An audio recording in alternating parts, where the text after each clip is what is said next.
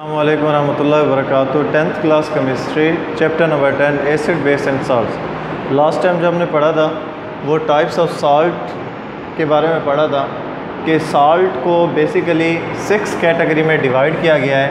उन 6 कैटेगरी में जो सबसे पहला साल्ट था वो नॉर्मल साल्ट था, और नॉर्मल साल्ट को न्यूट्रल साल्ट भी कहा जाता है।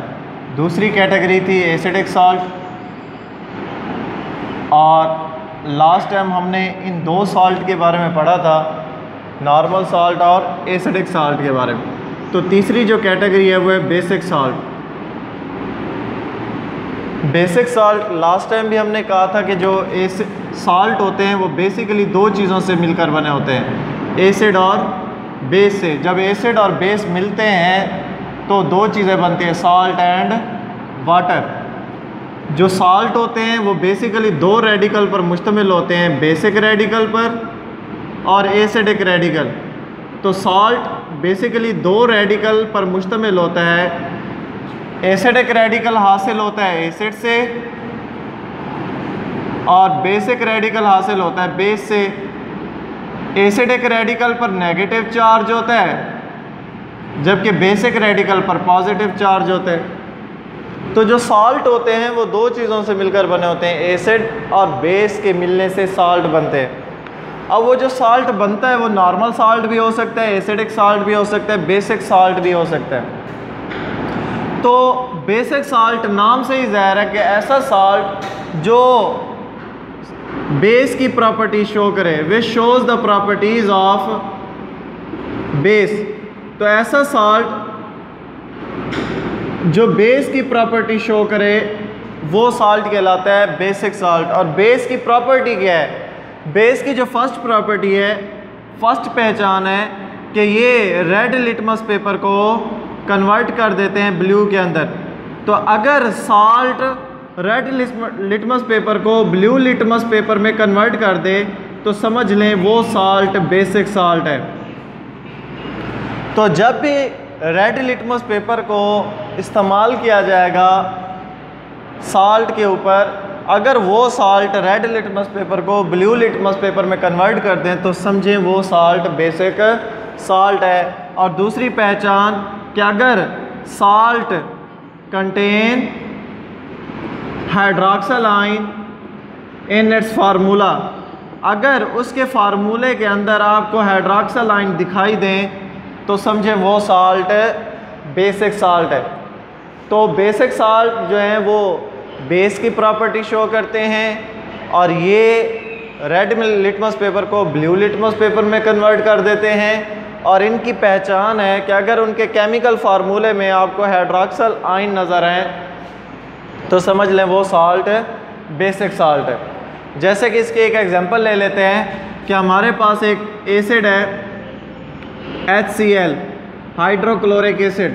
इसका रिएक्शन कराते हैं बेस के साथ। याद रखें बेसिक साल्ट उस वक्त बनते हैं जब आपके पास बेस पॉलीहाइड्रॉक्सी होगा। जब बेस पॉलीहाइड्रॉक्सी होगा तब जाकर बेसिक साल्ट बनेंगे। और पॉलीहाइड्रॉक्सी बेस कहते हैं ऐसा बेस जिसमें हाइड्रोक्सिल की तादाद एक से ज़्यादा हो, जैसे कि aluminium hydroxide. Aluminium hydroxide is a polyhydroxy base which consist of more than one hydroxyl group. तो बेसिक साल्ट उस वक्त बनेंगे जब पॉलीहाइड्रॉक्सी बेस एसिड के साथ रिएक्ट करेगा। तो जब ये आपस में रिएक्ट करेंगे तो इस नतीजे में जो साल्ट बनेगा वो साल्ट कहलाएगा बेसिक साल्ट। पहचान क्या होगी? अभी बताया कि अगर उस साल्ट के केमिकल फार्मूले में हाइड्रोक्सिल ग्रुप नज़र आए तो समझ लें वो साल्ट बेसिक साल्ट है। अब होता क्या है, अगर इसी रिएक्शन को ओपन करके देखते हैं तो ये HCl है, इसका रिएक्शन कराते हैं पॉलीहाइड्रॉक्सी बेस के साथ। अब इसमें 3 हाइड्रोक्सिल ग्रुप हैं तो तीनों हाइड्रोक्सिल ग्रुप को अलग अलग लिखते हैं। तो ये 3 हाइड्रोक्सिल ग्रुप हैं, हर हाइड्रोक्सिल ग्रुप पर -1 चार्ज है, और एल्यूमिनियम पर चार्ज होता है +3। हाइड्रोजन पर +1, क्लोरीन पर -1। अब होगा क्या कि एसिड का नेगेटिव आयन, एसिड का नेगेटिव आयन बेस के एक हाइड्रॉक्सिल ग्रुप को रिप्लेस करेगा। मतलब ये वाला क्लोरीन OH की जगह पर आ जाएगा और OH आ जाएगा क्लोरीन की जगह पर। तो इस तरीके से एक OH निकलेगा और उसकी जगह पर आ जाएगा क्लोरीन और बन जाएगा Al, 2 हाइड्रॉक्सिल ग्रुप बचे और तीसरा ग्रुप आया क्लोरीन, क्योंकि एक हाइड्रॉक्सिल ग्रुप निकल गया और वो आकर अटैच होगा हाइड्रोजन के साथ और बना देगा H2O। तो यही चीज़ है AlOH ट्वाइस, OH 2 ग्रुप हैं तो इसलिए इन्हें कॉमन लेकर उसके नीचे 2 लिख दिया गया और एक ग्रुप है Cl। अब इसकी डेफिनेशन यूँ भी कर सकते हैं, the salt which is form by the incomplete neutralisation of polyhydroxy base by an acid, कि जब एक एसिड पॉलीहाइड्रॉक्सी बेस को मुकम्मल तौर पर न्यूट्रलाइज नहीं कर पाता तो उस नतीजे में जो साल्ट बनता है वो बेसिक साल्ट होता है। और बेसिक साल्ट की पहचान है कि अगर उस साल्ट के केमिकल फार्मूले में आपको हाइड्रॉक्सिल ग्रुप दिखाई दें तो समझें वो साल्ट बेसिक साल्ट है। अब बेसिक साल्ट को न्यूट्रल साल्ट में कन्वर्ट किया जा सकता है, मतलब इसी साल्ट को जो हासिल हो रहा है ये बेसिक साल्ट है, इसी साल्ट को न्यूट्रल साल्ट में कन्वर्ट किया जा सकता है। कैसे? जब इसी साल्ट का उसी एसिड के साथ दोबारा रिएक्शन कराएं जिस एसिड के साथ पहले इसका रिएक्शन किया था। तो पहले स्टेप में जो एसिड इस्तेमाल हुआ था वो HCl है, तो HCl का दोबारा रिएक्शन कराएं उसी बेसिक साल्ट के साथ, तो होगा क्या, जो क्लोरीन है, क्लोरीन पर -1 चार्ज है, हाइड्रॉक्सिल पर -1 है, तो होगा क्या, एक क्लोरीन एक हाइड्रॉक्सिल की जगह ले लेगा और हाइड्रॉक्सिल जगह ले लेगा क्लोरीन की। तो नतीजे के तौर पर जो साल्ट बनेगा वो बनेगा AlOH Cl2 plus H2O। Cl2 क्यों लिखा यहाँ पर? क्योंकि पहले इस साल्ट में एक क्लोरीन था, एक और क्लोरीन ऐड हो रहा है तो Cl2। 2 हाइड्रॉक्सिल पहले बचे हुए थे, एक हाइड्रॉक्सिल निकल गया, बाकी बचा एक हाइड्रॉक्सिल।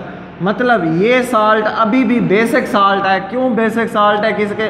क्योंकि इसमें अभी भी हाइड्रॉक्सिल ग्रुप मौजूद है।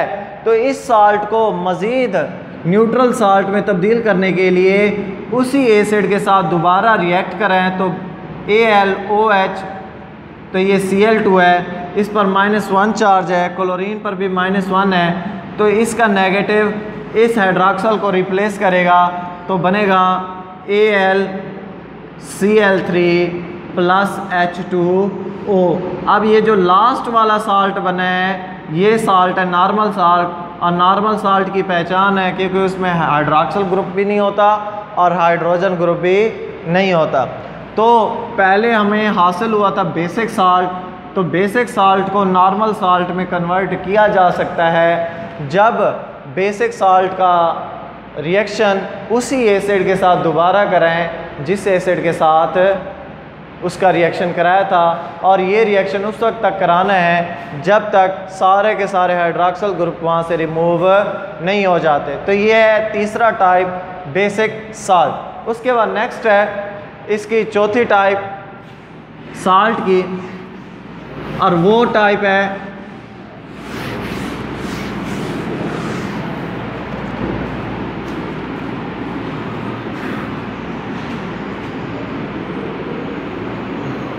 Complex salt. तो साल्ट की चौथी टाइप कम्प्लेक्स साल्ट। बात वही है कि जो साल्ट है वो 2 चीज़ों से मिलकर बने होते हैं, एसिड और बेस से। जब एसिड बेस मिलते हैं तो साल्ट बनता है और साथ ही वाटर रिलीज़ होता है। अब जो कम्प्लेक्स साल्ट होते हैं, कम्प्लेक्स साल्ट दरअसल ऐसे साल्ट होते हैं जो देते हैं 2 तरह के आयन्स। ऐसे साल्ट जो 2 तरह के आयन दे। कैसे 2 तरह के आयन दे? जब उन्हें वाटर में डिज़ोल्व किया जाए। तो ऐसा साल्ट जिसे वाटर में डिज़ोल्व किया जाए तो वो 2 तरह के ion they, which gives simple cation and complex anion. तो जो कैटाइन हो वो सिंपल हो और जो एनाइन हो वो कम्प्लेक्स हो ऑन डिसोसिएशन। डिसोसिएशन मीन जब उन्हें वाटर में डाला जाए, और वाइस वर्सा या फिर इसके उलट। Vice versa means, vice versa में होगा क्या कि अगर फर्स्ट स्टेप में सिंपल कैटाइन है तो सेकंड स्टेप में जो कैटाइन है वो कम्प्लेक्स हो और जो एनाइन है वो सिंपल हो। तो इसका उलट भी हो सकता है। तो ऐसा साल्ट जिसे पानी में डाला जाए तो पानी में डालने से वो दो तरह के आयन पैदा करे, सिंपल कैटाइन और कम्प्लेक्स एनाइन। सिंपल कैटाइन ऐसा cation, cation mean positive charge रखने वाला एटम, तो ऐसा कैटाइन जिसमें एटमों की तादाद ज़्यादा ना हो, जबकि कम्प्लेक्स एनाइन ऐसा नेगेटिव चार्ज रखने वाला एटम जिसमें एटमों की तादाद बहुत ज़्यादा हो, तो इसलिए उसे कम्प्लेक्स एनाइन कहते हैं। या फिर इसका उलट, तो ऐसे साल्ट जो वाटर में डिज़ॉल्व होने पर दो तरह के आयन पैदा करें, simple cation and complex A9, और वाइस वर्सा या फिर इसके उलट। जैसे कि इसकी एक मिसाल ले लेते हैं कि हमारे पास एक साल्ट है, उस साल्ट का नाम है पोटाशियम फेरोसाइनाइड। पोटाशियम फेरोसाइनाइड, तो ये एक कम्प्लेक्स साल्ट है। इसका फार्मूला है K4FeCN6 होल ब्रैकेट। तो potassium ferrocyanide, K for potassium, F for iron, जब ये अटैच होगा साइनाइड के साथ तो बन जाएगा फेरोसाइनाइड। अब यही साल्ट जब पानी में डाला जाता है तो ये दो तरह के आयंस पैदा करता है, एक सिंपल कैटाइन और साथ ही हासिल होता है कम्प्लेक्स एनाइन CN6-4। अब देखिए जो कैटाइन है वो सिंपल है, यानी कि सिंगल एटम पर मुश्तमिल है, जबकि जो एनाइन है वो कम्प्लेक्स है, यानी कि ऐसे साल्ट जो पानी में डिज़ॉल्व होने पर मुकम्मल तौर पर ना टूटें। अब होना क्या चाहिए था, इसे एक पोटाशियम आयन बनाना चाहिए था, एक आयरन आयन बनाना चाहिए था और एक साइनाइड आयन बनाना चाहिए था, यानी कि इसे 3 डिफरेंट आयन बनाने चाहिए थे, लेकिन ये 2 आयन बना रहे, एक पोटाशियम आयन और दूसरा फेरोसाइनाइड आयन, फेरोसाइनाइड आयन। तो इसका जो कैटाइन है वो सिंपल है, लेकिन जो एनाइन है वो ग्रुप ऑफ एटम पर मुश्तमिल है, इसलिए इसे कम्प्लेक्स एनाइन कहते हैं। अब यहाँ पर -4 चार्ज कैसे आया? एक साइनाइड पर -1 चार्ज होता है, जबकि 6 साइनाइड पर -6 चार्ज होगा, और आयरन पर होता है +2 चार्ज, तो +2 -6 जो आंसर आएगा वो -4 होगा। तो ऐसा साल्ट जो डिसोसिएशन यानी कि टूटने पर दो तरह के आयन पैदा करे, simple cation and complex A9, या फिर इसके उलट। उलट क्या होगा, जो एनाइन होगा वो सिंपल होगा और कैटाइन जो होगा वो कम्प्लेक्स होगा। तो ऐसा साल्ट कम्प्लेक्स साल्ट कहलाता है। कम्प्लेक्स साल्ट के एग्जांपल है पोटाशियम फेरोसाइनाइड, इसका फार्मूला K4FeCN6। तो ये है साल्ट की नेक्स्ट 2 टाइप। इंशाल्लाह बाकी टाइप अगले लेक्चर में पढ़ेंगे। अल्लाह हाफिज़।